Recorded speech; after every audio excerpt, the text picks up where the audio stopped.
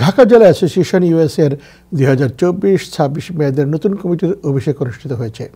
শনিবার সন্ধ্যায় নিউ ইয়র্কের একটি হোটেলের বলরুমে আমাদের ঢাকা আমাদের অহংকার স্লোগানে এবং উৎসব মুখর পরিবেশে নতুন কমিটির সভাপতি দুলাল বেহেদু ও সাধারণ সম্পাদক আমিনুল ইসলাম সহ অন্যান্য কর্মকর্তাদের শপথ পরিচালনা করেন সংগঠনের প্রধান নির্বাচন কমিশনার আমানুল্লাহ আমান।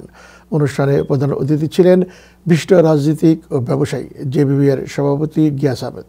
বিশেষ অতিথি ছিলেন নিউ অর্লিন্স ইউনিভার্সিটির এমিরেটস অধ্যাপক মুস্তফা সারওয়ার।